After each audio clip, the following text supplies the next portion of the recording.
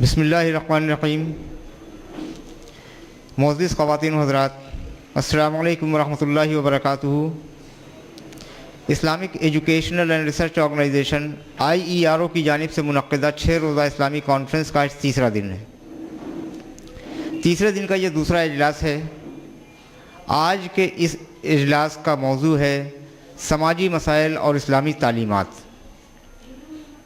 سماجی مسائل اور اسلامی تعلیمات پر خطاب کرنے کے لیے ڈاکٹر انیس احمد صاحب تشریف لے آئے ہیں. تو آج ہم انشاءاللہ ڈاکٹر انیس احمد صاحب کو سنیں گے. تو آئیے اس جلسے کا باقاعدہ آغاز کریں. کسی بھی پروگرام کا آغاز تلاوت کلام اللہ سے ہوتا ہے. آئیے تلاوت کلام اللہ سے پروگرام کا آغاز کرتے ہیں. میں تلاوت قرآن مجید کے لیے دعوت دے رہا ہوں حافظ محمد عثمان صاحب کو. حافظ محمد عثمان صاحب تشریف لائیں اور تلاوت قرآن مجید سے اس پروگرام کا آغاز کریں. حافظ محمد عثمان صاحب.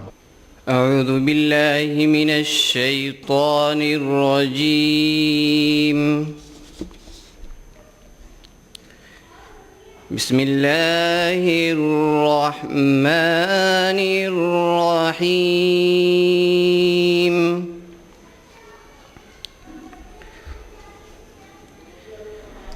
یا ایہا الذین آمنوا لا يسخر قوم من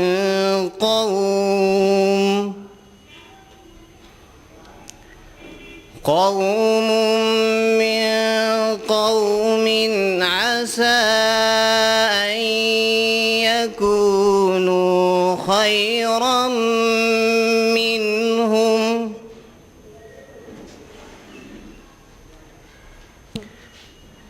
أن يكونوا خيرا منهم ولا نساء من نساء عسى أن يكن خيرا منهن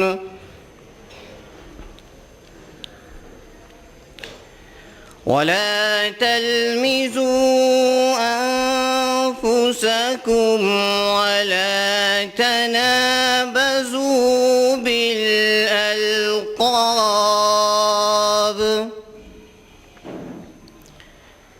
بئس الاسم الفسوق بعد الإيمان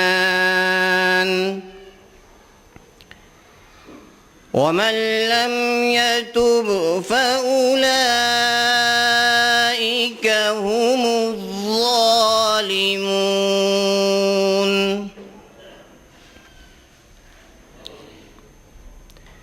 يا أيها الذين آمنوا اجتنبوا كثيرا من الظن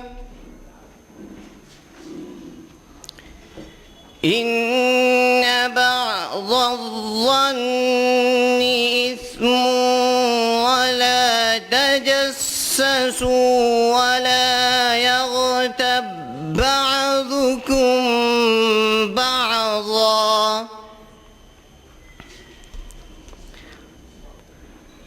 أيحب أحدكم أن يأكل لحم أخيه ميتا فكرهتموه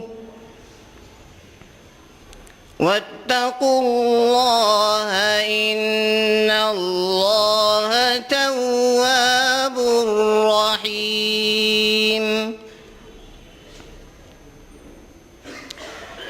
يا أيها الناس إنا خلقناكم من ذكر وأنثى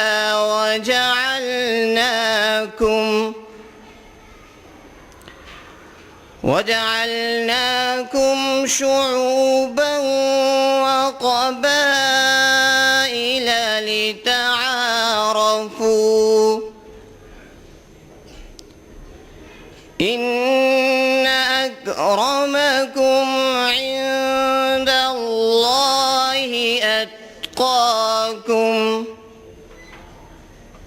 إن الله عليم خبير إن أكرمكم عند الله أتقاكم إن الله عليم خبير صدق الله العظيم. ابھی آپ حضرات کے سامنے میں نے سورہ حجرات سورت نمبر 49 آیت نمبر 11 سے 13 تک میں نے تلاوت کی. اس کا ترجمہ پیش خدمت ہے. اے لوگو جو ایمان لائے ہو، نہ مرد دوسرے مردوں کا مذاق اڑائیں، ہو سکتا ہے وہ ان سے بہتر ہوں، اور نہ عورتیں دوسرے عورتوں کا مذاق اڑائیں، ہو سکتا ہے وہ ان سے بہتر ہوں. آپس میں ایک دوسرے پر طعن نہ کرو اور ایک دوسرے کو برے القاب سے یاد نہ کرو. ایمان لانے کے بعد فسق میں نام پیدا کرنا بہت بری بات ہے. جو لوگ اس روش سے باز نہ آئیں وہ ظالم ہیں. اے لوگو جو ایمان لائے ہو، بہت گمان کرنے سے پرہیز کرو کہ بعض گمان گناہ ہوتے ہیں، اور تجسس نہ کرو، اور تم میں سے کوئی کسی کی غیبت نہ کرے. کیا تم میں کوئی ایسا ہے جو اپنے مردہ بھائی کا گوشت کھانا پسند کرتا ہے؟ دیکھو تم خود اس سے گن کھاتے ہو. اللہ سے ڈرو، اللہ بڑا توبہ قبول کرنے والا اور رحیم ہے. لوگو ہم نے تم کو ایک مرد اور ایک عورت سے پیدا کیا اور پھر تمہاری قومیں اور برادریاں بنا دیں تاکہ تم ایک دوسرے کو پہچانو. در حقیقت اللہ کے نزدیک تم میں سب سے زیادہ عزت والا وہ ہے جو تمہارے اندر سب سے زیادہ پرہیزگار ہے. السلام علیکم. جزاک اللہ خیراً کثیرا. حضرات ابھی آپ سورہ الحجرات سورہ نمبر 49 کی آیت نمبر 11، 12، 13 سماعت فرما رہے تھے. ان آیات کا ترجمہ بھی آپ نے سماعت فرمایا. ان آیات میں معاشرتی مسائل پر بہت اہم ہدایات دی گئی ہیں. قرآن مجید کا یہ معجزہ ہے کہ وہ بہت مختصر میں بہت بڑی بڑی باتیں کہہ دیتا ہے. چونکہ یہ اللہ سبحانہ وتعالیٰ کا کلام ہے، لہٰذا اس میں بہت وسعت ہے. چھوٹی چھوٹی آیات، چھوٹے چھوٹے جملوں میں بہت بڑی بڑی باتیں کہہ دیں. سماجی مسائل، ایسے سماجی مسائل جو بہت پیچیدہ نظر آتے ہیں، قرآن ان کو ایک چھوٹے سے جملے میں حل کر دیتا ہے. اسی کی مثال یہ آیات بھی ہیں. ہمارے معاشرے میں بہت سارے مسائل ایسے ہیں جن سے ہم اکثر پریشان رہتے ہیں.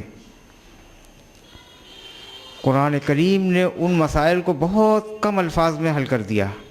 ضرورت صرف اس بات کی ہے کہ ہم قرآن پر غور کریں، اس کے معنی، اس کے مفہوم پر توجہ دیں اور اس میں سمجھنے کی کوشش کریں کہ اللہ سبحانہ وتعالیٰ ہم سے چاہتا کیا ہے. جیسا کہ اس آیت میں شروع ہوتی ہے بات،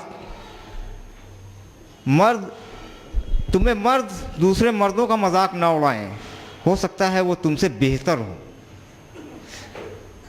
ہوتا کیا ہے ہمارے معاشرے میں عام طور پر ایک دوسرے کا مذاق اڑانے کا نتیجہ کیا ہوتا ہے؟ دلوں میں دوریاں بڑھتی ہیں، نفرت اور انتشار کا ماحول پیدا ہوتا ہے، سماج میں ایک ٹینشن کا ماحول پیدا ہو جاتا ہے، سماج میں بہت بری طرح سے کھچاؤ پیدا ہوتا ہے. اللہ سبحانہ وتعالیٰ نے اس سے منع کیا کہ مرد دوسرے مردوں کا مذاق نہ اڑائیں. اور چونکہ مذاق اڑانے میں اور چھیڑخانی کرنے میں، پریشان کرنے میں، دوسروں کو برا بھلا کہنے میں خواتین کچھ زیادہ ہی آگے ہوتی ہیں، اس لیے خاص طور سے خواتین کے لیے الگ سے بات کہی گئی. قرآن مجید کے احکامات زیادہ تر جگہوں پر مردوں کے لیے ایک حکم آ گیا تو وہ مردوں اور عورتوں کے لیے کامن ہے. جیسے یا ایھا الذین آمنو، اے لوگوں جو ایمان لائے ہو، مردوں اور عورتوں کے لیے کامن. لیکن یہاں مردوں کے لیے الگ اور خواتین کے لیے بالخصوص کہا گیا کہ خواتین، عورتیں ایک دوسرے کا مذاق نہ اڑائیں. اس سے سماج میں انتشار برپا ہوتا ہے. آپس میں ایک دوسرے پر طعن نہ کرو. ताना जनी मत करो, किसी पर कमेंट मत करो। कुरान मजीद रोकता है तान करने से, टांट कसने से। नतीजा कुरान के अहकामात पर अमल ना करने का हमारे सामने है। कभी कभी एक छोटे से तंज पर किसी के कोई बहुत बड़ा फसाद खड़ा होता है, और हमने देखा है कि ऐसे माहौल में कभी कभी ये छोटा तंज, फ़िक्रेबाज़ी पूरे समाज में ऐसा इंतशार बर्पा करती है कि दो कबीले, दो बिरादरियाँ या दो मज़ाहिब के लोग आपस में लड़ जाते हैं और पूरे शहर में पूरा वबाल खड़ा हो जाता है। अल्लाह सुब्हानहू व तआला ने इससे मना किया। एक दूसरे को बुरे अलकाब से न याद करो। हमारे वहाँ बुरे अलकाब देने का भी बड़ा रिवाज है। किसी को अगर कुदरती तौर पर कुदरत ने उससे कोई ऐब दे दिया है, खुदा न खास्ता एक आँख उसकी ख़राब है, तो एक काने कहकर पुकारेंगे। इसी तरह किसी को टेढ़े, किसी को कुछ, किसी को कुछ, किसी को कुछ। अल्लाह सुब्हानहू व तआला ने फरमाया किसी को बुरे अलकाब से मत पुकारो। ईमान लाने के बाद फिस्क में नाम पैदा करना बहुत बुरी बात है। यानी ये आमाल ऐसे हैं कि ईमान लाने के बाद एक उम्मीद की जाती है उस शख्स के, जो शख्स ईमान में दाखिल हुआ वो ये काम छोड़ देगा कतई। अगर वो ऐसा करता है तो वो ईमान का तकाज़ा पूरा नहीं कर रहा है। ईमान का तकाज़ा ये है कि ये तमाम आमाल छोड़ दिए जाएं, इनसे दूर रहा जाए। अगली आयत में इरशाद होता है, ऐ लोगों जो ईमान लाए हो बहुत गुमान करने से बचो।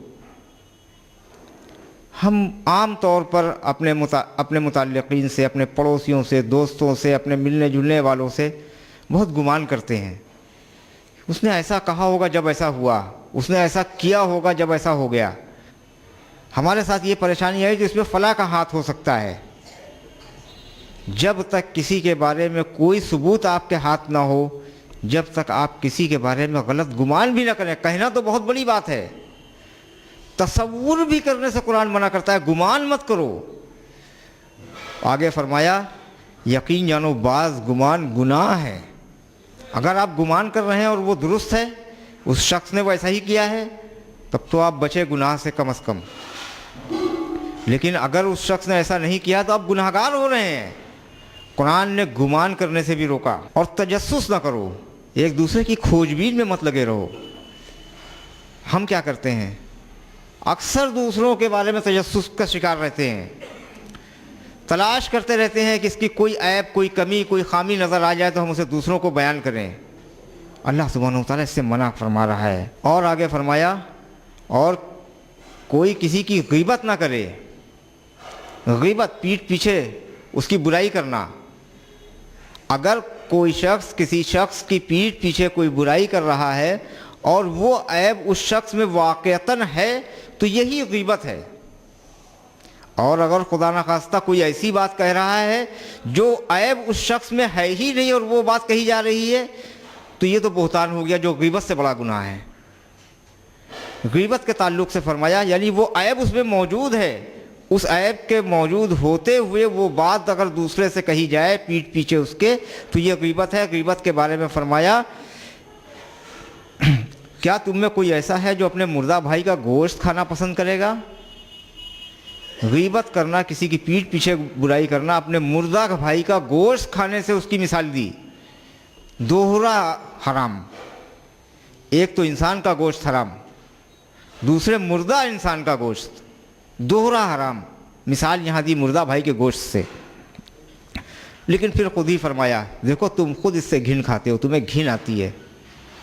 जब तुम अपने मुर्दा भाई का गोश्त खाने से घिन खा रहे हो तो अपने भाई की गीबत कैसे कर सकते हो?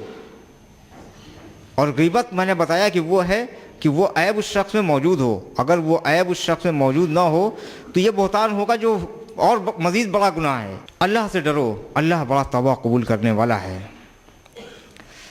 लोगों, हमने तुमको एक मर्द एक औरत से पैदा किया और तुम्हारी बरादरियाँ और कौमें, तुम्हारी कौमें और बरादरियाँ बना दी। अक्सर बरादराना मुनाफरत फैलाने वाले लोग इस आयत का इस टुकड़े को पेश करते हैं कि साहब ज़ात बरादरी तो अल्लाह ने बनाई है, कबीले तो अल्लाह ने बनाए हैं। अल्लाह ताला फरमाता है पूरी बात जब तक पूरी आयत के एंड तक नहीं जाएंगे बात पूरी समझ में नहीं आएगी। अल्लाह ताला फरमाता है लितारफू, ताकि तुम्हारी पहचान हो, एक दूसरे को पहचान सको तुम। फिर उसके बाद बात यहीं ख़त्म नहीं होती है, फरमाया इन्ना अक्रमकुम इंदल्लाहि अत्काकुम, तुम में अल्लाह के नज़दीक काबिल इकराम, काबिल इज़्ज़त, काबिल एहतराम वो है जो सबसे ज़्यादा तकवा वाला है। अल्लाह के नज़र में, अल्लाह के पैमाने पर के नाप में वही शख्स ऊंचा, बड़ा, आला है जो ज़्यादा तकवा वाला है, खा वो किसी भी काले कबीले से, किसी भी हबशी ग़ुलाम ही क्यों ना हो। हज़रत बिलाल को कितने बड़े बड़े कुरैश के सरदारान पर फजीलत बख्शी गई। ये इन आयत की मुख्तसर सी वजाहत थी। आइए अब हम आज अपने मौजू की तरफ चलते हैं। मैं स्टेज पर मौजू कर रहा हूँ निहायत अदब व एहतराम से हमारे मुकर्रिर मोहतरम डॉक्टर अनीस अहमद साहब को। डॉक्टर अनीस अहमद साहब से दरख्वास्त है कि हज़रात करम डाइस पर तशरीफ़ लाएँ। डॉक्टर अनीस अहमद साहब।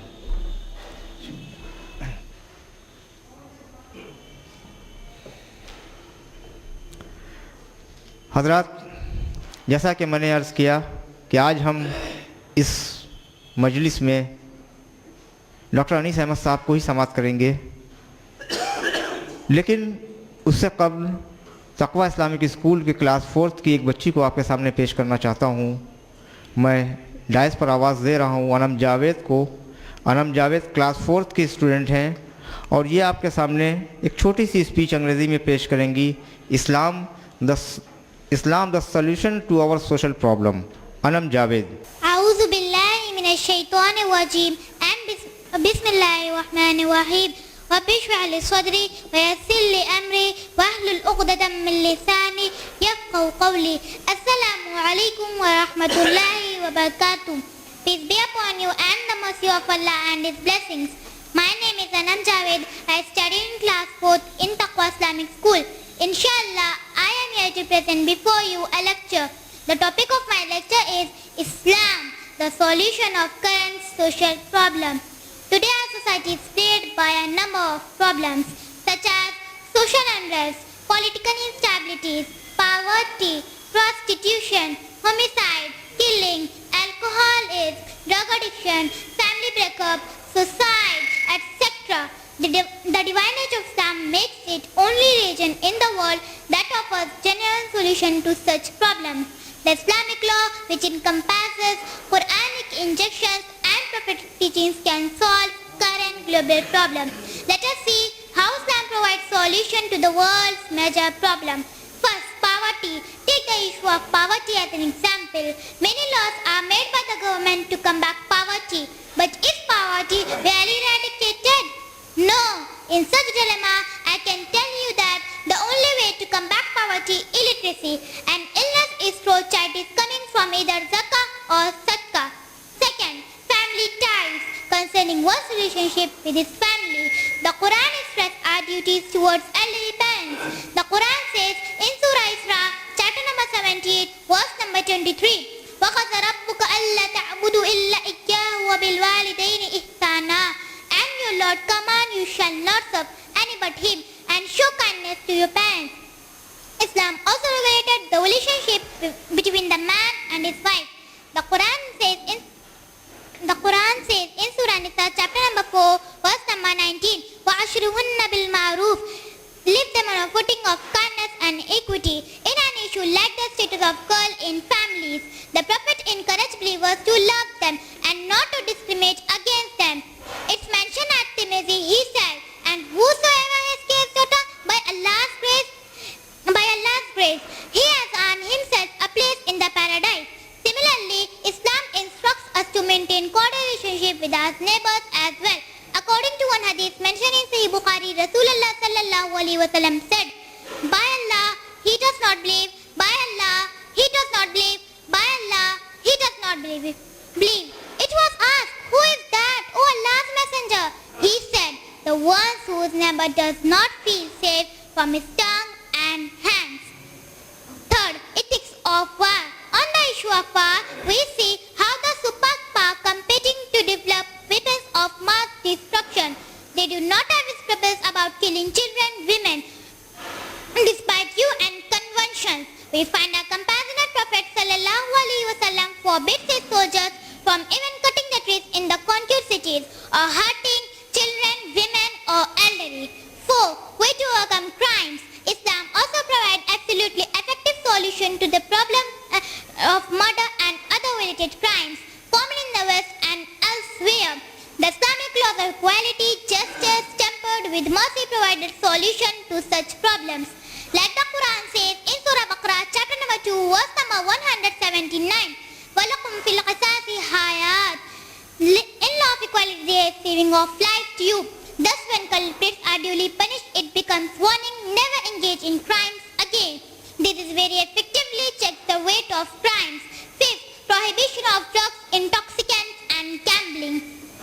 Islam is also a practical solution to the problems of drugs, intoxicants and gambling, as these things are completely forbidden for a Muslim.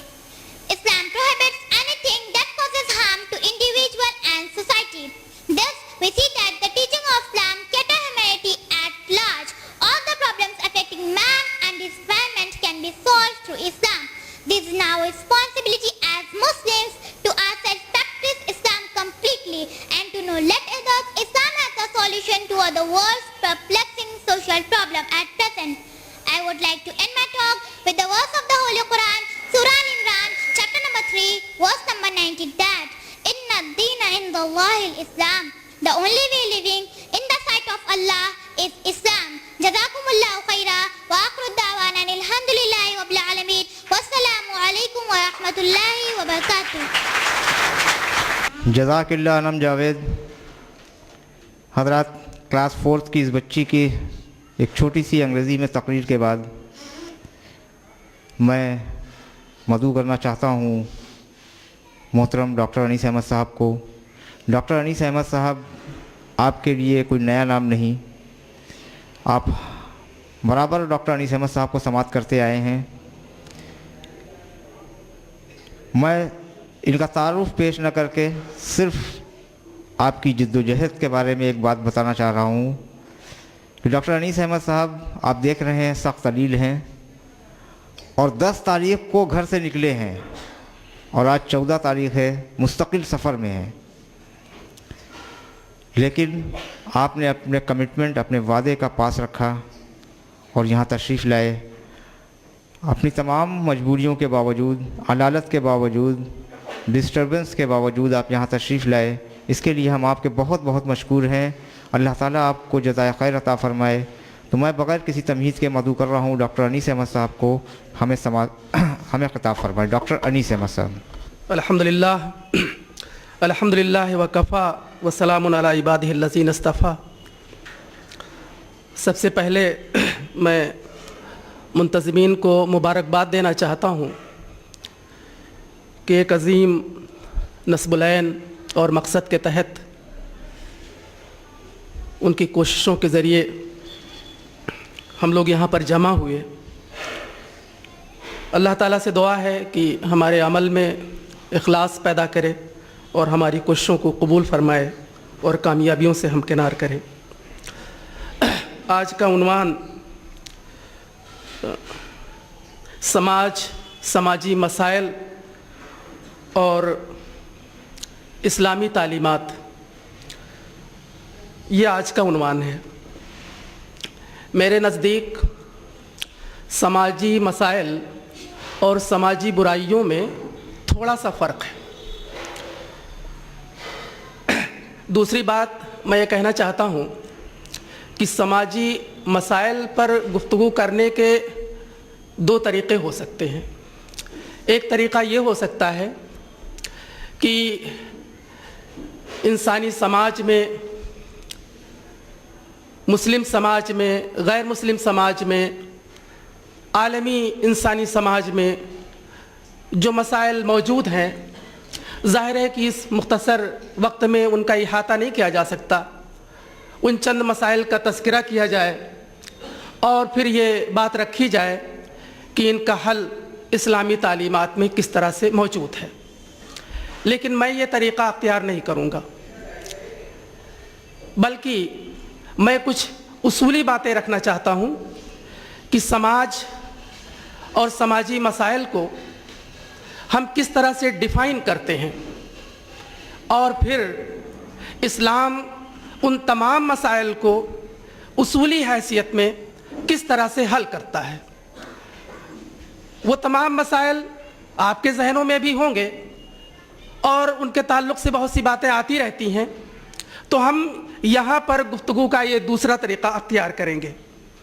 लेकिन समाजी मसाइल को उनकी तशरीह करने में, उनकी ताबीर करने में, उनको डिफ़ाइन करने में इख्तलाफ हो सकता है और इख्तलाफ की गुंजाइश है और हमें इख्तलाफ को वेलकम करना चाहिए।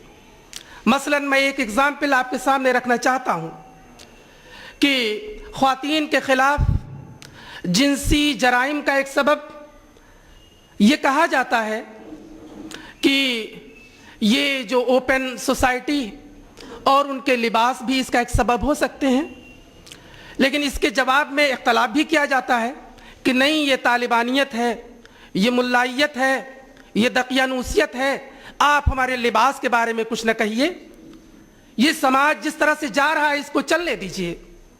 तो बहरहाल यहाँ पर यह बात वाज़ेह है कि समाजी मसाइल को डिफ़ाइन करने में बहरहाल इख्तलाफ मौजूद है और ये इख्तलाफ उनकी सोच, उनकी फ़िक्र और उनकी अक़ीदा के मुताबिक होता है कि हम जिस तरह से हमारा जो अक़ीदा है, हमारी जो फ़िक्र है, हमारी जो सोच है, उसके मुताबिक हम समाज की तामीर करना चाहते हैं, इंसानी समाज की तामीर करना चाहते हैं और हम उसके मुताबिक तमाम इंसानियत के सामने दावत देना चाहते हैं। और इसी तरह से वो लोग जो अपनी दूसरी फ़िक्र के अलंबरदार हैं, उसके मुताबिक वो इंसानी समाज की तामीर करना चाहते हैं और मुल्की सतह पर और आलमी सतह पर इस तरह की समाज की तश्कील करना चाहते हैं। बहरहाल इस हैसियत में इख्तलाफ और तसादुम और टकराव मौजूद है।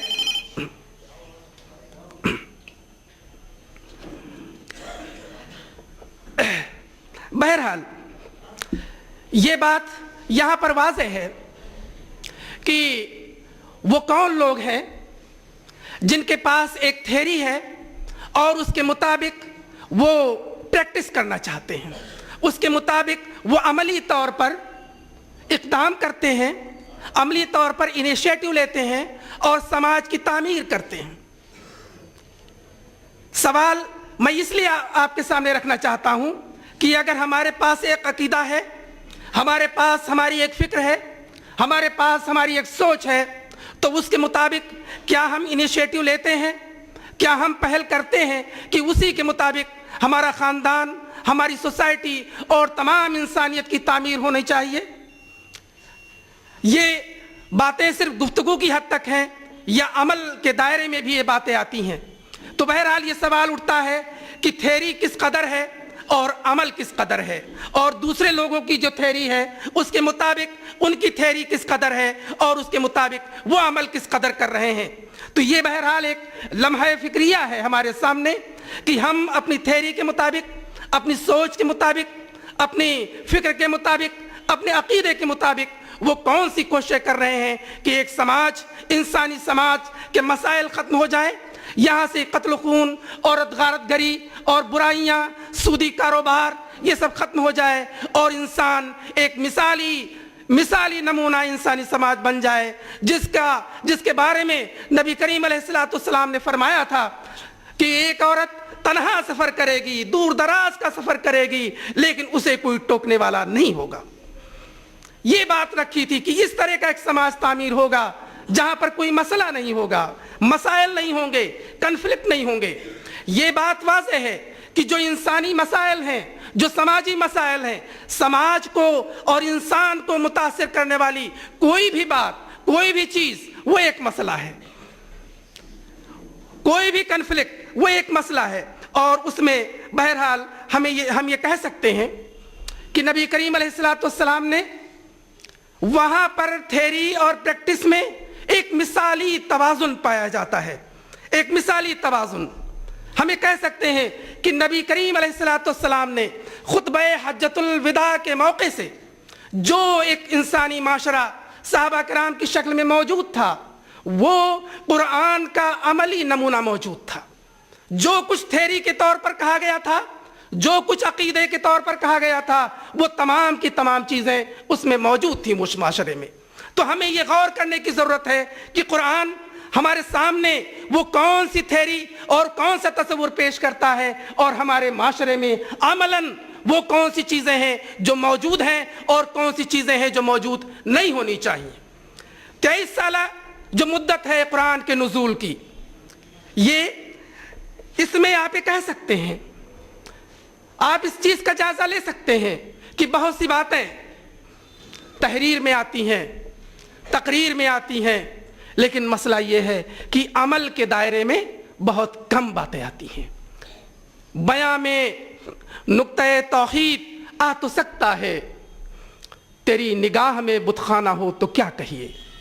ہم اپنی گفتگو اور تقریروں کے ذریعے ایک مثالی معاشرے کا خواب تو دیکھ سکتے ہیں، لیکن وہ مثالی باتیں ہمارے عمل کے دائرے میں نہیں آ پاتی ہیں. کیوں نہیں آ پاتی ہیں، یہ ایک بہرحال ایک سوال ہے. دوسری بات میں آپ کے سامنے یہ کہنا چاہتا ہوں کہ انسانی مسائل کو ایڈریس کرنے کے لیے، ان کو حل کرنے کے لیے وہ کون سی تھیری ہے جو اسلام پیش کرتا ہے. بنیادی تھیری. قرآن میں بہت سے مسائل کا بھی تذکرہ کیا گیا ہے، میں ان پر ابھی جانا نہیں چاہتا، لیکن جب میں یہ بار بار کہتا ہوں کہ تھیری اور پریکٹس میں توازن ہونا چاہیے، تو تھیری ہے کیا، اور ہم اس کو کس قدر اس کا ہم ادراک رکھتے ہیں، اس کو ہم کس قدر پہچانتے ہیں. وہ تھیری کیا ہے؟ وہ بندگی رب کی دعوت ہے. ایک اللہ ہے اور اسی کی حکمرانی پورے کائنات پر ہے. وہی اس کائنات کا خالق اور مالک اور حکمراں اور الہ ہے. وہی اس کائنات کا رب ہے، وہی اس کائنات کا خالق اور مالک ہے. اور دوسری بات کہ یہ تمام جو انسانیت ہے پوری دنیا میں جو پھیلی ہوئی ہے، امریکہ میں ہے، جاپان میں ہے، ہندوستان میں ہے، کالے بھی ہیں، گورے بھی ہیں، ان سب کو اللہ سبحانہ و تعالیٰ نے ایک آدم کے ذریعے پیدا کیا ہے. ان میں کوئی تفریق نہیں ہونی چاہیے. سب آدم کی اولاد ہیں، رنگ اور نسل اور علاقے کی بنیاد پر. ان میں کوئی ٹکراؤ نہیں ہونا چاہیے، ان میں کوئی تفریق نہیں ہونی چاہیے، ان کے درمیان کوئی ناانصافی نہیں ہونی چاہیے. اور ایک بات یہ کہ سب کو مرنا ہے اور اللہ کے حضور حاضر ہونا ہے اور سب کو جواب دینا ہے کہ تم نے اس دنیا میں جو کچھ کیا ہے وہ صحیح کیا ہے یا غلط کیا ہے. اور اگلی بات جو اہم ہے وہ یہ ہے کہ اللہ سبحانہ و تعالیٰ نے آدم علیہ السلام کے ذریعے جو بنی آدم کو پھیلایا، ان کی ہدایت اور رہنمائی کا انتظام پیغمبروں کے ذریعے کیا، نبیوں کے ذریعے کیا، اور نبی کریم علیہ السلام کے ذریعے اللہ کے احکامات قرآن کی شکل میں اور اس کا عملی نمونہ نبی کریم علیہ السلام کی سیرت مبارکہ کی شکل میں اور آپ کے صحابہ کرام کی زندگیوں کی شکل میں قیامت تک موجود رہے گا. اس میں کوئی جب بھی انسانیت اس سے رہنمائی حاصل کرنا چاہے گی قرآن اور سنت کے ذریعے، اس کے لیے آسان ہوگا کہ وہ جب چاہے وہ رہنمائی حاصل کر لے. تو یہاں پر بہرحال ایک سوال اٹھتا ہے اور اس کا جواب بھی ملتا ہے ہمارے سامنے کہ انسانیت کے درمیان جو بھی مسئلہ ہے یا جو بھی مسائل ہیں وہ دو طرح کے ہیں. ایک وہ کہ وہ جو شیطان کی بندگی کرنے والے ہیں، وہ شیطانوں کے عمل پر کی پیروی کرتے ہیں.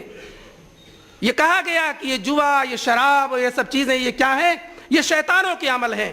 تو انسان یہ فیصلہ کرے کہ وہ شیطانوں کی پیروی کرنا چاہتا ہے یا اللہ سبحانہ و تعالیٰ نے جو ہدایت اور رہنمائی اس تک دی ہے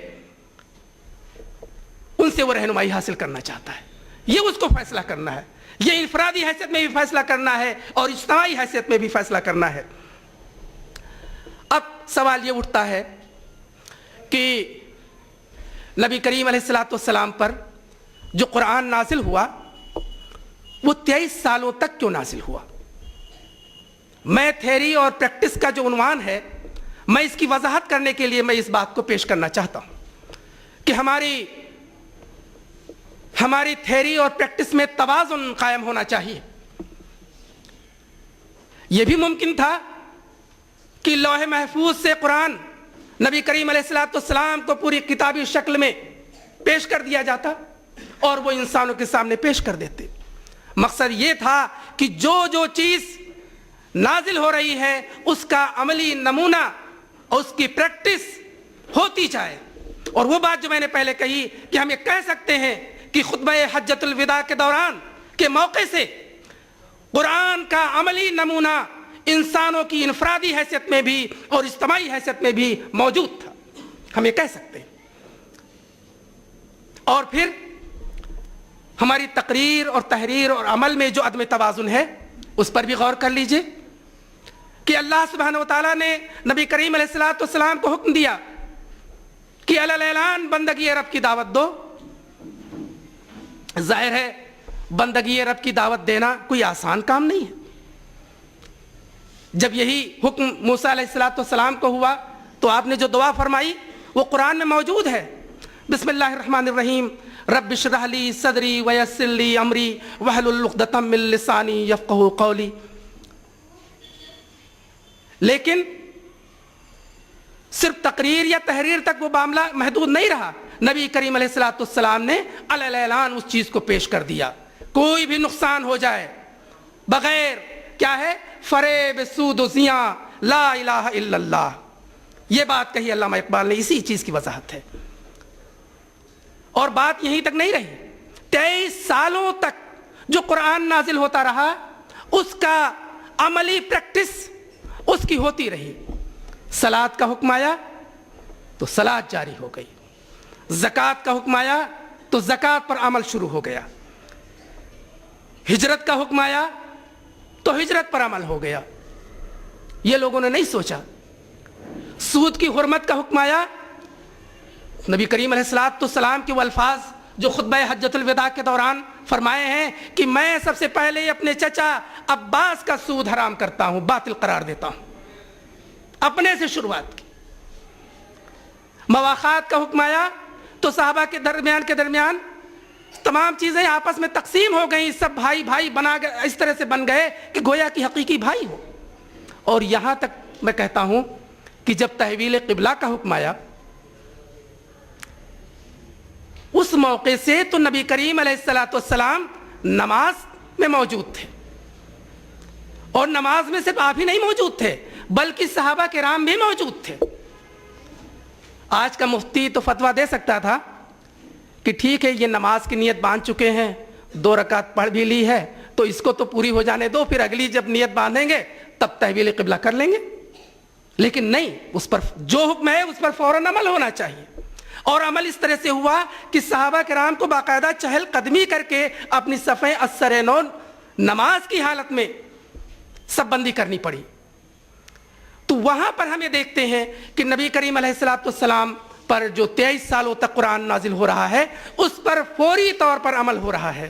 اور یہاں ہم یہ دیکھتے ہیں کہ ہم جب تقریر کرتے ہیں کہ ہماری تقاریب بہت سادہ ہونی چاہیے، اس میں خرافات نہیں ہونی چاہیے، اس میں برائیاں نہیں ہونی چاہیے، لیکن جب اسی علاقے کے کسی بااثر شخص کے گھر میں تقاریب ہوتی ہیں تو وہی مقرر وہاں پہلے حاضر ہوتا ہے اور وہ شمع انجمن ہوتا ہے، وہ اس تقریب کا وہاں بھی شمع انجمن ہوتا ہے۔ تو یہ جو تقریر میں، تحریر میں اور عمل میں جو تضاد ہے، یہ تھیری اور پریکٹس میں تضاد ہے، یہ سب سے بڑا مسئلہ ہے۔ اس کو آپ کیسے ختم کریں گے؟ اس کو تبھی ختم کر سکتے ہیں جو تھیری ہے اس میں ہم کس قدر یقین رکھتے ہیں اللہ کی حاکمیت پر اور نبی کریم علیہ السلام کی اس سیرت پر کہ ہم یہ یقین کریں کہ وہ تا قیامت ہمارے لیے نمونہ ہے۔ یہ حکم آیا کہ ان اکرمکم عند اللہ اتقاکم، ابھی یہ آیت پڑھی گئی۔ ظاہر ہے کہ وہاں پر اونچ نیچ، یہ تمام تصورات جو آج مسلم سوسائٹی میں بھی ہیں وہ مکہ میں بھی موجود تھے، غیر مسلم سوسائٹی میں ہیں وہ موجود تھے۔ لیکن حضرت بلال حبشی رضی اللہ تعالیٰ عنہ کو حضرت عمر किस तरह से मुखातिब करते थे वो मशहूर है, सैयदना बिलाल,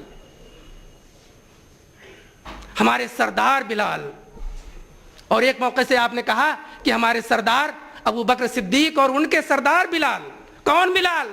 मोटे होंठ वाले, काली चमड़ी वाले। लेकिन उनका मर्तबा क्या है कि उन्होंने समझ लिया कुरान की इस आयत की जो अंदर जो असल गर्मी है, इस कुरान की आयत की जो अंदर की जो मिठास है, जो ईमानी मिठास है, उनको समझ लिया। और कि हाँ, इन्ना अक्रमकुम इंदल्लाहि अतकाकुम, वाकई ये मुकर्रम है अल्लाह की नज़र में, वाकई ये महबूब है अल्लाह की नज़र में। इन्होंने वो कुर्बानी दी है कि जो कुर्बानी क़यामत तक के लिए मिसाल है। तो इस तरह से हमें देखते हैं कि वो थ्योरी और प्रैक्टिस में वहाँ पर 100% थ्योरी और 100% प्रैक्टिस, और यहाँ पर 100% थ्योरी और बमुश्किल 1% प्रैक्टिस। तो ये इस अदम तवाज़ुन को हम किस तरह से दूर करेंगे, ये हमारे सामने एक सवाल है, और इसका जवाब बहरहाल हमको और आपको तलाश करना है। अब एक और ज़ाविये पर हम गुफ्तगू कर लेते हैं कि इंसानी या समाजी मसाइल के मुख्तलिफ ज़ाविये हो सकते हैं। हम इस तरह से भी गौर कर सकते हैं कि ख़ुद मुस्लिम समाज के क्या मसाइल हैं, गैर मुस्लिम समाज के क्या मसाइल हैं, आलमी इंसानी समाज के क्या मसाइल हैं, और उनका इस्लाम की रोशनी में उनका हल क्या हो सकता है। एक ज़ाविया ये हो सकता है। लेकिन मैं ये बात पहले से कह चुका हूँ कि आज जो लोगों की फ़िक्र है, उस फ़िक्र की बुनियाद पर इंसानी समाज की तामीर की कोशिश कर रहे हैं। उन्होंने बड़े बड़े दावे किए, उन्होंने इंसानों को बड़े बड़े ख्वाब दिखाए हैं कि इस तरह से हम ये मसला हल कर देंगे, इंसानियत का मसला हल कर देंगे, बस तुम हमारी ये बात मान लो। लेकिन जो मुस्लिम माशरा है वो किस कदर इनिशिएटिव ले रहा है, किस कदर कोशिश कर रहा है। एक तो ये कि अपने अंदर अमल का होना, और दूसरी ये है कि उसके लिए कोशिश करना, उसका दाई बन जाना। वो जो पैगंबराना मनसब है जो उम्मत मुस्लिमा पर, उम्मत मुस्लिमा जिस मनसब पर फायज की गई है, बिस्मिल्लाहिर्रहमानिर्रहीम, कुंतुम खैरा उम्मतिन उखरिजत लिन्नास तामरून बिल मारूफ व तनहौना अनिल मुनकर व तुमिनून बिल्लाह, कि ईमान लाने के बाद तुम्हारी ये हैसियत है कि तुम एक बेहतरीन जमात हो और इसे निकाला गया है लोगों के वास्ते, तुम नेकियों का हुक्म देते हो और बुराइयों से रोकते हो। तो दावत के मनसब के ऊपर, दाई के मनसब के ऊपर हमको फायज किया गया है। लेकिन हमारा मसला ये है कि हम जो इस्लाम का असल पैगाम है हम उससे ही नाशना है। तो क्या ये सबसे बड़ा मसला नहीं है? और क्या ये इंसानियत का सबसे बड़ा आलमिया नहीं है कि हमने ये दावा किया कि हम अम्र बिल मारूफ और नही अनिल मुनकर का काम करेंगे, लेकिन हम ना अम्र जानते हैं, न मारूफ जानते हैं और न मुनकर जानते हैं, और उसके लिए हम कोशिश नहीं कर रहे हैं। लेकिन दूसरे लोग, उनके पास जो फिक्र है, उन्होंने कहा कि अगर साइंटिफिक सोशलिज्म का नारा दिया गया, साइंटिफिक सोशलिज्म तो इसीलिए पेश किया गया कि इंसानों के मसाइल हल कर दिए जाएंगे। बुनियादी थ्योरी क्या थी? बुनियादी थ्योरी ये थी कि जितने भी नेचुरल रिसोर्सेज हैं उनको नेशनलाइज कर लिया जाए, यानी जो भी दौलत है उसका असल मालिक एक होगा, वो हुकूमत होगी, और हुकूमत लोगों के रोटी कपड़ा और मकान का मसला हल करेगी। ये बात उन्होंने कही। लेकिन उन्होंने कहा तो, लेकिन इस थ्योरी के जरिए इंसान का मसला हल नहीं हुआ। लोगों ने जमहूरियत की बात की, लेकिन जमहूरियत खुद आज एक बहुत बड़ा मसला है। पहले जो जमहूरियत के अलंबरदार हैं, दावेदार हैं, उनकी हकीकत आप देख लीजिए कि जमहूरियत और हुकूक इंसानी का चार्टर, ये इसका ऐलान किसने किया? इस एलामिया का यूएनओ ने, तंजीम अक़वाम मुत्तहिदा ने सबको ख्वाब दिखाया। लेकिन वहां पर वो लोग जिनके पास जौहरी कुव्वत है उनको वीटो के अख्तियारात हैं। गोया कि पूरी दुनिया का हुक्मरान उन चार लोगों को बना दिया गया है, ब्रिटेन को, अमेरिका को, रूस को, चाइना को। इजराइल कितना भी जुल्म करे, फिलिस्तीनियों का कत्लेआम करे, लेकिन अब तक 43 बार इजराइल की हिमायत में امریکہ ویٹو کا استعمال کر چکا ہے. وہ جمہوریت کی بات کرتے ہیں لیکن ہندوستان کی آبادی امریکہ کے مقابلے میں 4 گنا سے بھی زیادہ ہے. لیکن وہ دھمکی دیتے ہیں اگر ان کی بات نہ مانی جائے کہ وہ پابندیاں عائد کریں گے تیسری دنیا کے ممالک پر، ہندوستان پر، پاکستان پر وہ پابندیاں عائد کریں گے. وہ جس طرح سے چاہیں گے اس طرح سے پیٹرول کی قیمت کو طے کریں گے. پیٹرول کس کا وہ چھوڑ دیجئے، لیکن اس کی قیمت کون طے کرے گا؟ امریکہ طے کرے گا. مائنارٹی اور میجارٹی میں جو اصل مسئلہ ہے اس کو آج تک یہ جمہوریت کے علمبردار حل نہیں کر سکے کہ کوئی گجرات میں کتنا بھی قتل عام کرے، 1-2 دن نہیں بلکہ مہینوں تک قتل عام کرے، لیکن اگر میجارٹی اس کو ووٹ دے کر کے پھر اقتدار میں لے آئے تو سارا کا سارا قتل عام جائز ہے.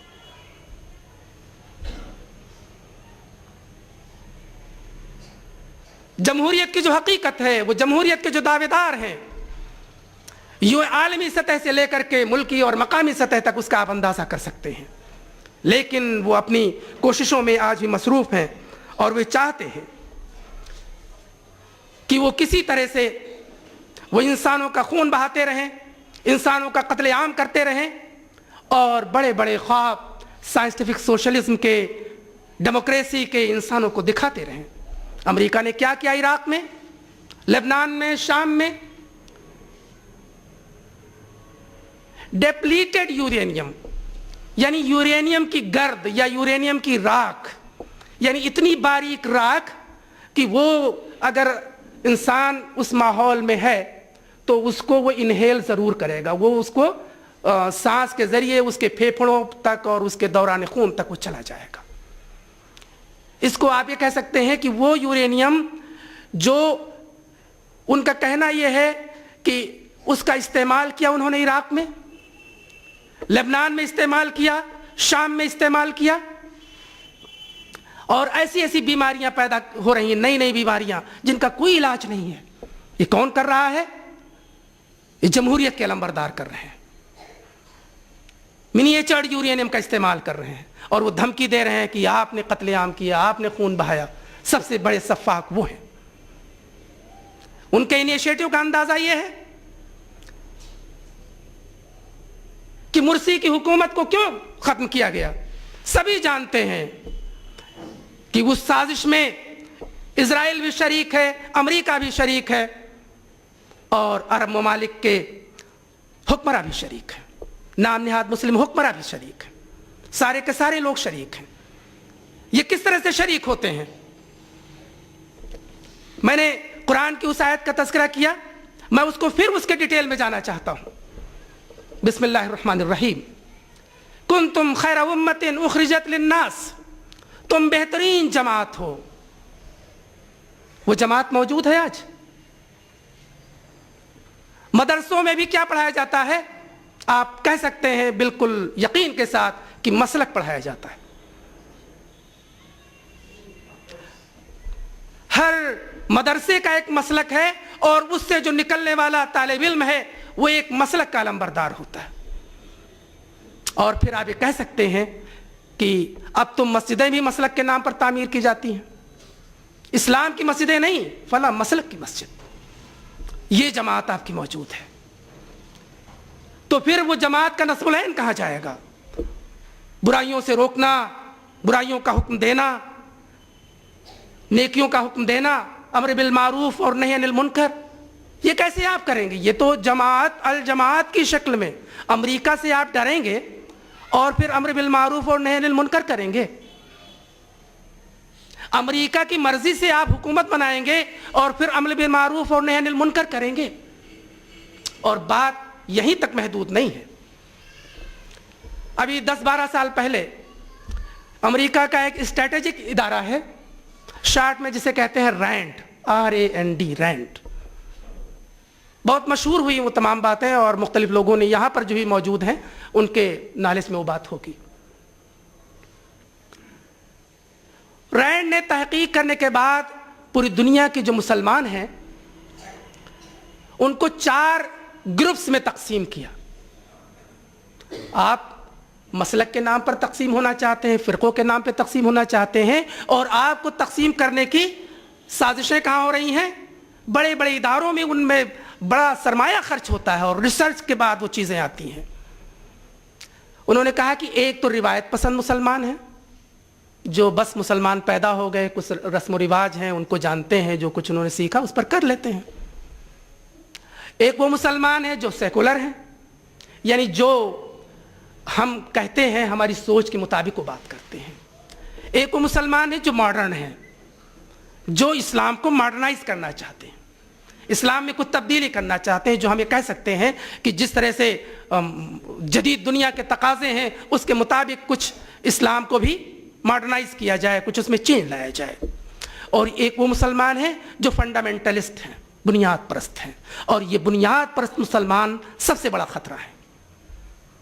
اور پھر وہ آگے اس میں تفصیلات ہیں کہ بنیاد پرستوں کی مخالفت کسی بھی طرح سے ضروری ہے, اور اس کے لیے ہمیں جو ماڈرن مسلمان ہیں اور بنیاد پرست مسلمان ہیں, تو ماڈرن مسلمانوں کو ان کے مقابلے میں ہر طرح سے تعاون دینا چاہیے.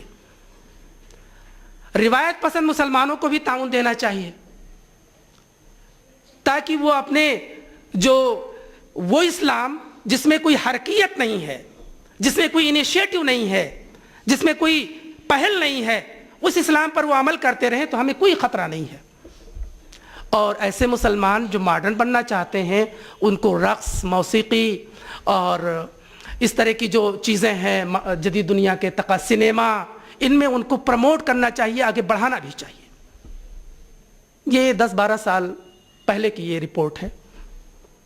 آج ہم دیکھتے ہیں کہ وہ فیلڈز جہاں اسلام کا اور غیر اسلام کا ٹکراؤ ہے, اس میں مسلمان نام رکھنے والے لوگوں کو پروموٹ کیا جاتا ہے.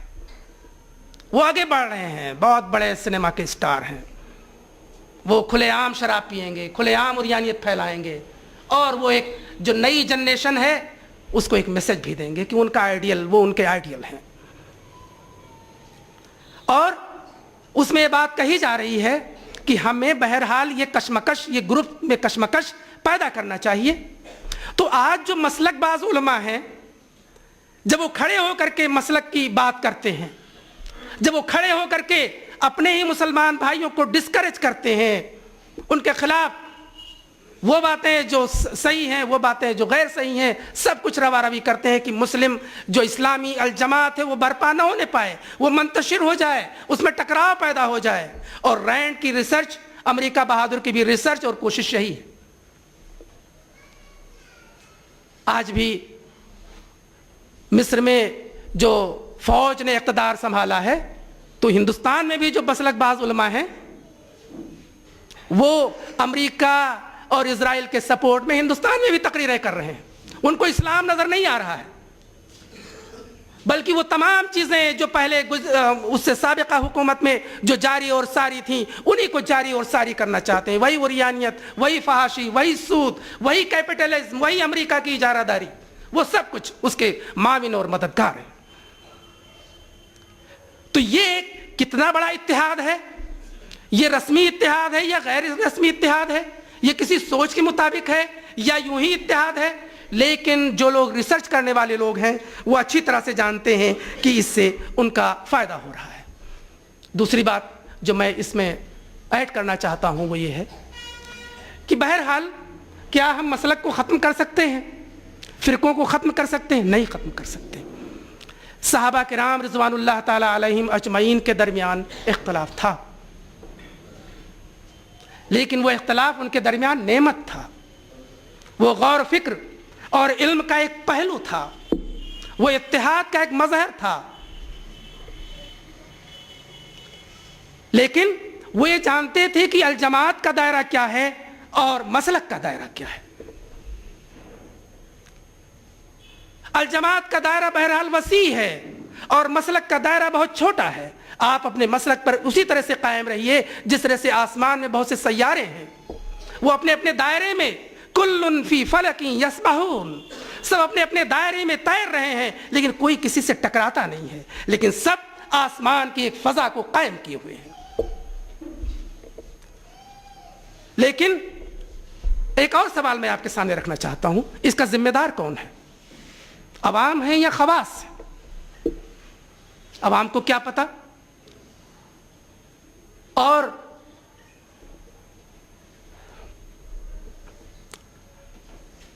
کہ مسلک کا دائرہ کیا ہے، مسلک کیا چیز ہے؟ وہ تو یہ جانتا ہے کہ یہ ہمارے مولانا ہیں اور انہوں نے جو تشریح اور تعبیر کی، قرآن کی آیت کی، وہ بالکل برحق ہے اور یہ غلطی کر ہی نہیں سکتے. غلطی کر نہیں سکتے، غلطی تو اللہ سے نہیں ہو سکتی. لیکن اب دعویٰ یہ ہو گیا کہ ان کے مولانا بھی غلطی نہیں کر سکتے. کہاں سے یہ تضاد آ رہا ہے؟ اور اس کو بتانے کی ذمہ داری کس پر ہے؟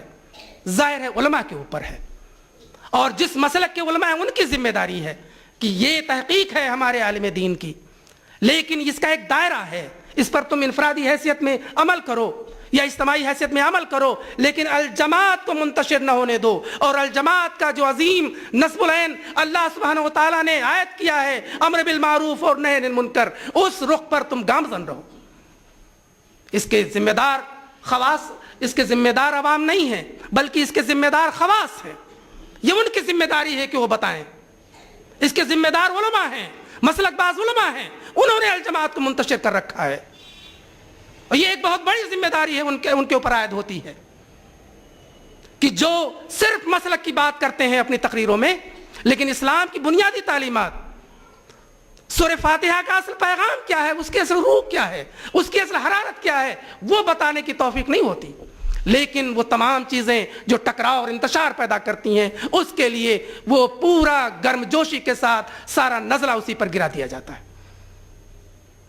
تو یہ جو مسئلہ ہے، یہ امت کے اندر اس مسئلے کا حل کیا ہے، یہ بہرحال ایک لمحہ فکریہ ہے. میں آپ کے سامنے یہ بات رکھنا چاہتا ہوں.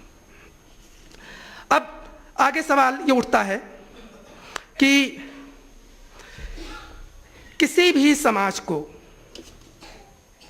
ہم کس طرح سے دیکھتے ہیں.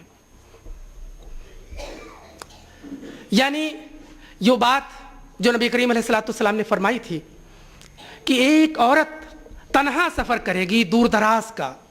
میں دور دراز کا لفظ اس لیے استعمال کر رہا ہوں، نبی کریم علیہ السلام نے جو لفظ استعمال کیا تھا 2 مقامات کا، صنعاء سے حضر موت تک سفر کرے گی.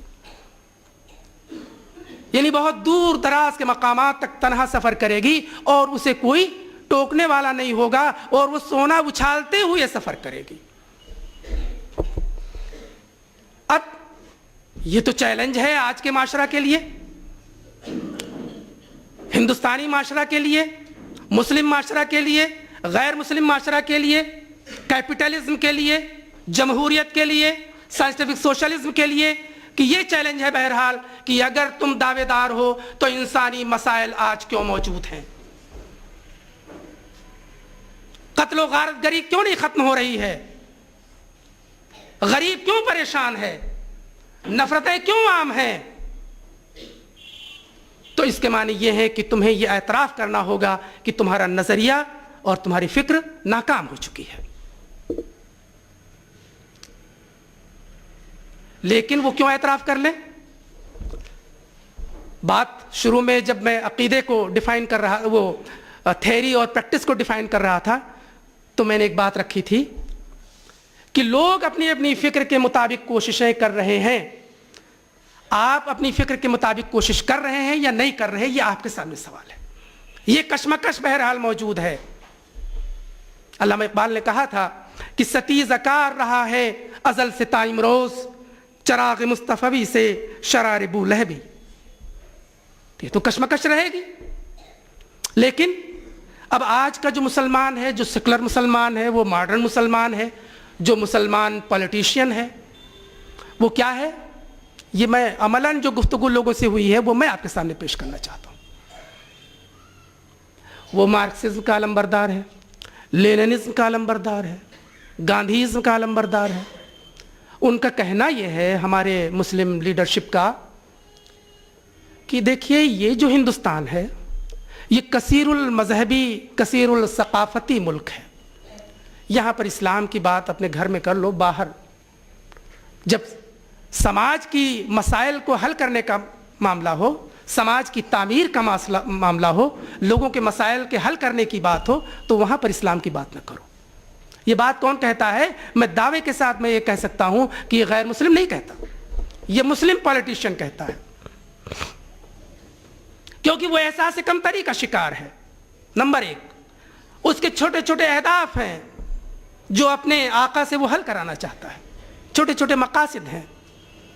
तो यहाँ पर जिस तरह से मैंने वो बात आपके सामने रखी कि मसलक और अल जमात के दायरे क्या हैं, वो वेल डिफाइन नहीं है, उनको वेल डिफाइन होना चाहिए और उसमें उलमा की जिम्मेदारी है। उसी तरह से मैं आपके सामने रखना चाहता हूँ कि ज़ाती, गिरोही और मसलकी मफादात हैं, उनके वजह से ये बात कही जाती है। अगर जो इस्लामी नस्बुलैन है उसके जो तकाजे हैं उनके तहत जाहिर है आपको छोटे मफादात को कुर्बान करना पड़ेगा बड़े मफाद को हासिल करने के लिए। ये बिल्कुल रेशनल बात है, माकूल बात है। लेकिन ये लोग ये कुर्बान नहीं करना चाहते। वो चाहते हैं कि उनके नेताजी खुश हो जाएं और कुछ किसी का चेयरमैन बना दें या उनको अपनी पार्टी का टिकट दे दें और फिर वो अपनी पार्टी के जय जयकार करते हुए आपके दरमियान आ जाएंगे और उनकी तारीफ यहाँ तक कर देंगे कि वो नबूवत के दायरे से कहाँ तक वो जा कर के वो उसका तसादुम हो रहा है, उसका खुद उनको न खबर होगी न सामाईन को खबर होगी कि सारे मसाइल का हल बस उनके नेताजी के पास है, बहन जी के पास है, मैडम के पास। तो ये चीज़, ये जो टकराव है, यहाँ के गैर मुस्लिम ने तो मार्क्सिज्म को इसलिए अख्तियार किया कि वो समझता था कि इससे इंसानी मसला हल हो जाएगा। यहाँ के गैर मुस्लिम ने लेनिनिज्म को इसलिए अख्तियार किया, माओइज्म को इसलिए अख्तियार किया कि वो समझता था, ये तो बाहर के सब नज़रियात थे, कि वो मसला हल हो जाएगा। लेकिन मसला हल नहीं हुआ। जो लोग कोशिशें कर रहे थे उन्होंने उसको रोशनास कराया। और हमने क्या कहा कि ये कसीरुल सकाफती, कसीरुल मजहबी ये मुल्क है, यहाँ इस्लाम की बात ना करो। तो गोया कि हम अपने उस अकीदा और ईमान का जायज़ा लें कि नाउज़ बिल्लाह नबी करीम अलैहिस्सलाम की जो तालीमात हैं वो कम्युनल हैं, फ़िरक़ा वाराना है, और अगर उनकी तालीम की रोशनी में कोई बात हिंदुस्तानी समाज के सामने हमने रख दी तो फ़िरक़ा वाराना मसला पैदा हो जाएगा। तो अगर ऐसा नहीं है तो फिर हमारे सामने बहरहाल ये एक अमली पहलू आता है कि हमें क्या करना चाहिए। सिर्फ थ्योरी की बातें करनी चाहिए या प्रैक्टिस के दायरे में भी आना चाहिए। तो बहरहाल थ्योरी का ज़माना बहुत हो चुका। जितनी बात हमें कहते हैं, अगर एक बात हमें कहते हैं तो एक बात पर अमल होना चाहिए। क्या हमें कह सकते हैं कि मुस्लिम माशरे से शराब बिल्कुल गायब है? क्या हमें कह सकते हैं कि मुस्लिम माशरे से सूद बिल्कुल गायब है? क्या हमें कह सकते हैं कि मुस्लिम माशरे से ऊंच नीच और मनाफरत पूरी तरह से गायब है? क्या हमें कह सकते हैं कि मुस्लिम माशरे से गीबत पूरी तरह से गायब है? तो यह है एहसास कमतरी कि हम खुद एहसास कमतरी का शिकार हैं और उसका इल्ज़ाम, उसकी इज्जत कहाँ पर जाती है कि शायद नौज़ बिल्लाह नबी करीम अलैहिस्सलाम की तालीमात फ़िरक़ा वाराना है। उन्हें तो रोशनी चाहिए, उन्हें रहनुमाई चाहिए, उन्हें चराग चाहिए, लेकिन वो चराग हम बुझाए बैठे हैं। हम कुरान को तहरीरी शक्ल में दे देंगे, गोया कि दावत का काम पूरा हो गया। लेकिन नहीं, कुरान को तहरीरी शक्ल में भी देना चाहिए, मैं उसकी नफ़ी नहीं कर रहा हूँ, लेकिन उसका ताल्लुक प्रैक्टिस से होना चाहिए, उसका ताल्लुक अमल से होना चाहिए। अगर अमल से नहीं है तो उसकी कोई हैसियत नहीं है।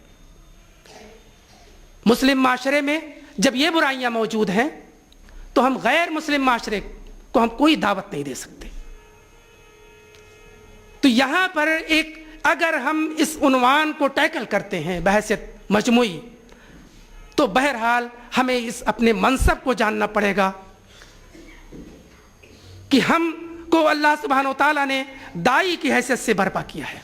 हम दाई हैं, हम भी एक फिक्र, एक अकीदा, एक सोच जिसका ताल्लुक इंसानी समाज से है,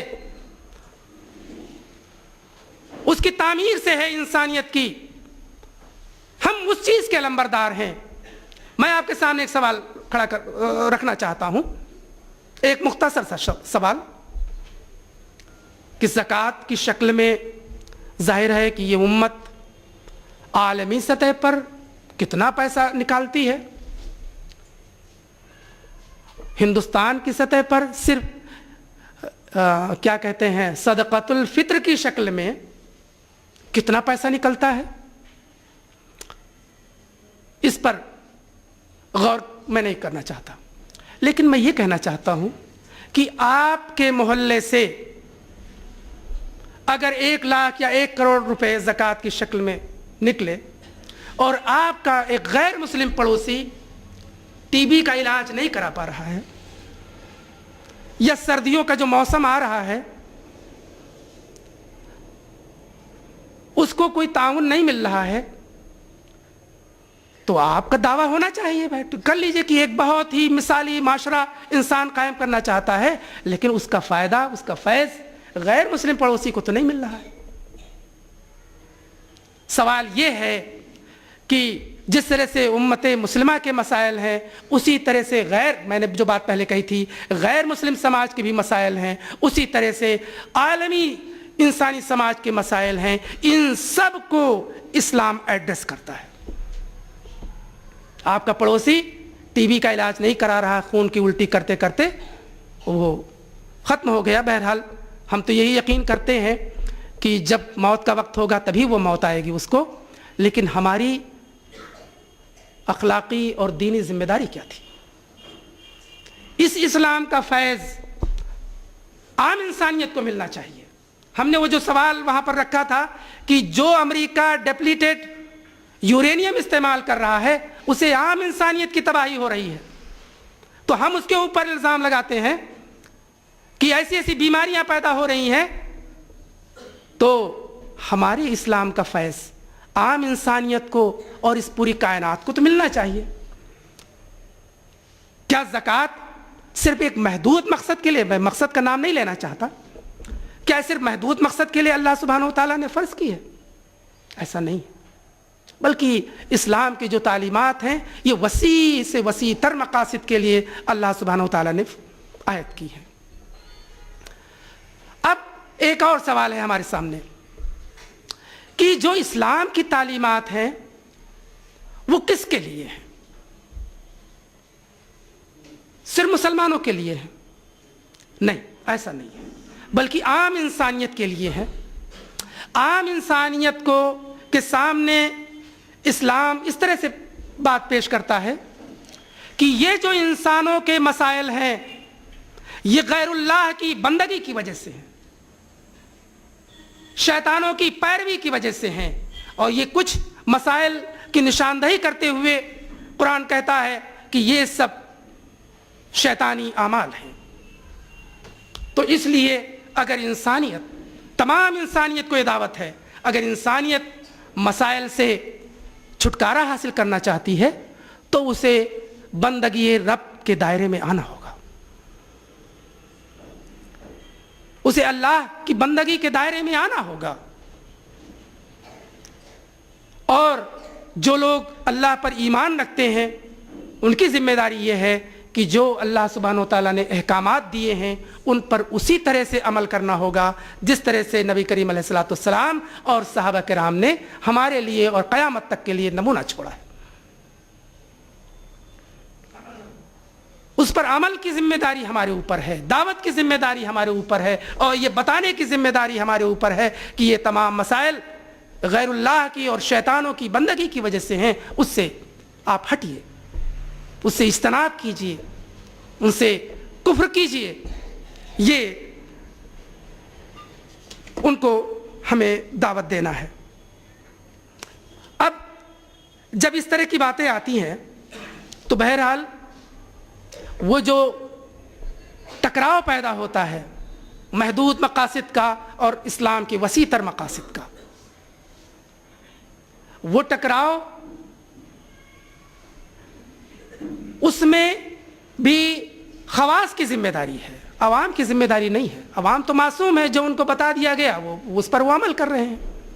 میں ایک اگزامپل آپ کے سامنے دینا چاہتا ہوں. 2-3 سالوں پہلے ندوہ کے جو مفتی ہیں انہوں نے ایک فتویٰ دیا کہ جو سیاسی افطار ہے اس میں نہیں جانا چاہیے. بہت ہی بزرگ اور ابھی ہے وہ، لیکن جو لوگ بیچارے جاتے تھے وہ بھی علماء تھے. انہوں نے فوراً دوسرے دن بیان دیا اور راستہ نکالنے کی کوشش کی. تو یہ جو مسئلہ ہے کہ یہ جو فتووں میں الجھا دیا گیا ہے امت کو، اس کا صرف ایک اور ایک سبب ہے کہ لوگوں کے جو چھوٹے چھوٹے انفرادی اور ذاتی مقاصد ہیں، مفادات ہیں، اس کے لیے وہ اسلام کے اور امت کے جو بڑے مقاصد ہیں، اس کا جو بڑا نصب العین ہے، اس کو وہ نقصان پہنچا رہے ہیں. اور اس کے لیے عوام کی جو ذمہ داری ہے کہ وہ زیادہ سے زیادہ قرآن اور سنت کا فہم اور ادراک حاصل کریں. یہ جو 23 سالہ جو قرآن کا نزول ہے یہ پریکٹیکل ہے. اب ایسا نہیں ہے کہ لوگ آج بھی پریکٹیکل نہیں کر رہے ہیں، آج بھی انیشیٹو نہیں لے رہے ہیں، لیکن جو چھوٹے چھوٹے دائرے میں جو ان کا انیشیٹو ہے لوگوں نے اسی کو دین سمجھ رکھا ہے. نبی کریم علیہ السلام نے آخری جو خطبہ حجۃ الوداع ہے اس موقع سے گویا کہ انسانی مسئلے کا پورا حل کیا ہے وہ آپ نے پیش کر دیا. پورا خطبہ حجۃ الوداع پڑھتے جائیے، آپ دیکھیں گے کہ ایک دعویٰ ہے اور اس دعوے کی ایک عملی مظہر 1,25,000 یا 1,40,000 صحابہ کرام کی شکل میں موجود ہیں.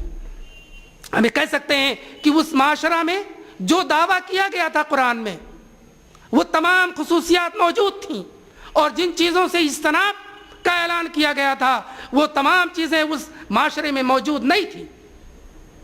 تب آپ نے نبی کریم علیہ السلام نے فرمایا کسی کالے کو کسی گورے پر، کسی گورے کو کسی کالے پر، کسی عربی کو کسی غیر عربی پر، کسی غیر عربی کو کسی عربی پر کوئی فوقیت، کوئی بڑائی حاصل نہیں ہے. اللہ کی نظر میں بڑا وہ ہے جو سب سے زیادہ پرہیزگار ہے. یہ اعلان بھی ہے، یہ دعوت بھی ہے اور یہ دعویٰ بھی ہے. تمام انسانیت کے سامنے یہ اعلان ہے کہ تمام مسئلے کا حل یہ ہے، اور یہ دعویٰ ہے کہ دیکھیے اس بنیاد پر مسئلے کو حل کیا گیا. اور یہ دعوت اس لیے ہے کہ قیامت تک انہی بنیادوں پر انسانی مسئلہ اور انسانی سماج کا مسئلہ حل کیا جا سکے گا. میں اپنی بات یہیں پر ختم کرتا ہوں. وآخر دعوانا ان الحمدللہ رب العالمین. جزاک اللہ خیرا کثیرا. ڈاکٹر صاحب حضرت 2 منٹ تشریف رکھیں. ڈاکٹر صاحب کی خدمت میں ایک میمنٹو پیش کرنا ہے، آپ اس کے گواہ بنیں. حضرات، ایک زبردست جذباتی اور ہوش مند تقریر. ہم لوگ ایک غلطی یہ کرتے ہیں سمجھنے میں کہ جب بات جذبات کی ہوتی ہے تو سمجھتے ہیں کہ ہوش سے باہر. ایسی بات نہیں ہے. جذبات اور ہوش دونوں ایک ساتھ ہوں وہی کام کامیاب ہوتا ہے. جذبہ ہو کوئی کام کرنے کا، اس کے اندر جوش ہو اور ساتھ ساتھ ہوش بھی ہو. ہوش مندی کے ساتھ جذبات کے ساتھ کام کیا جائے، کامیابی یقینی ہے. ڈاکٹر صاحب کی جذباتی اور ہوشمند تقریر کے بعد آج انشاءاللہ ہمیں بہت کچھ سیکھنے کو ملا ہوگا. ہم یہاں سے کچھ لے کر جا رہے ہیں، اور یہ عہد کریں آج کہ ڈاکٹر صاحب نے جو باتیں بتائی ہیں، جن چیزوں کی طرف اشارہ کیا ہے، جو چیزیں پوائنٹ آؤٹ کی ہیں، ان کو اپنی زندگیوں میں شامل کریں. ڈاکٹر صاحب نے کوئی بھی ایسی بات نہیں کہی جو نان پریکٹیکل ہے. پریکٹیکل چیزیں قرآن کے احکامات ہیں، رسول صلی اللہ علیہ وسلم کے احکامات ہیں، وہ ساری چیزیں پریکٹیکل ہیں. نان پریکٹیکل ہو ہی نہیں سکتی، امپاسبل ہے. ان ساری پریکٹیکل چیزوں کو اپنی زندگی میں شامل کریں. اور جس دن مسلم معاشرے میں ایسے 10-15%, 20% افراد پیدا ہو جائیں جو واقعی جن کی زندگی چلتا پھرتا اسلام کا نمونہ ہو، یقین مانیے ہندوستان کی تقدیر بدل جائے گی. ہم خود غرض ہو جاتے ہیں جب اپنے بارے میں سوچتے ہیں کہ صاحب امت مسلمہ تو بہت خستہ حال ہے، بہت پست حال ہے، اس کا ایجوکیشن میں اس کے حالات بہت خراب ہیں، معاشی حالت بہت خراب ہے، ہم بھول جاتے ہیں کہ ہمارا غیر مسلم بھائی بھی کوئی اسی حال کا شکار ہے، وہ تو اس سے بھی بدتر حال میں ہے۔ ہمیں کم سے کم اتنا اطمینان تو ہے کہ دنیا میں چاہے بھی کتنی ہم تنگ دستی سے پریشانی سے گزار لیں، آخرت میں تو ہمیں بہترین اجر ملنے والا ہے، جنت ملے گی۔ لیکن ہمارا وہ غیر مسلم بھائی جو ایمان جس تک نہیں پہنچا ہے، وہ دنیا میں بھی پریشان ہو اور آخرت میں بھی وہ عذاب میں مبتلا ہو، ہمیں اس کے لیے درد نہیں ہوتا؟ کیوں؟ اگر یہ درد ہمارے سینوں میں نہیں ہے تو ہم پھر اللہ کے آگے منہ دکھانے کے لائق نہیں ہیں۔ نقص صاحب نے ذکر کیا کنتم خیر امۃ اخرجت للناس تأمرون بالمعروف وتنہون عن المنکر،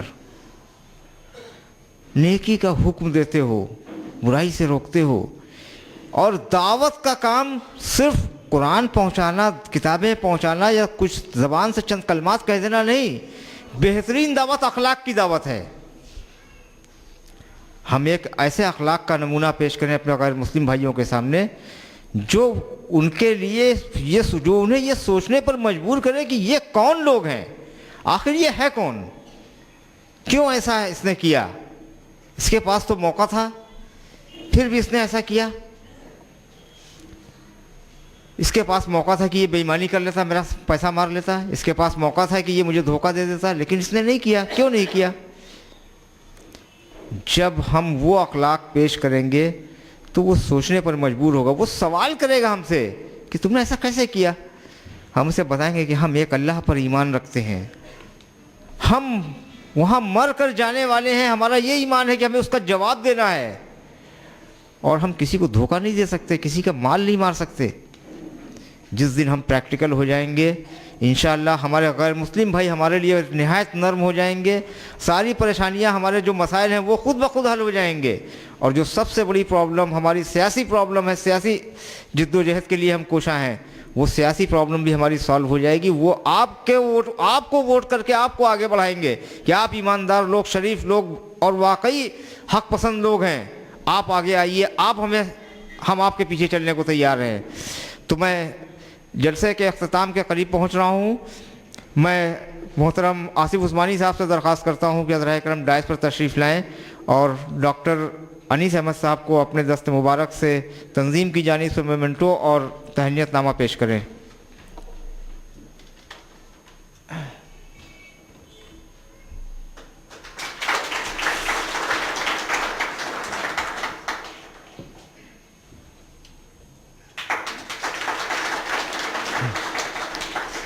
یہ دونوں حضرات ہم پیشہ بھی ہیں، جزاک اللہ خیرا کثیرا۔ حضرات، اسی کے ساتھ ہم آج کے اس جلسے کے اختتام کا اعلان کرتے ہیں۔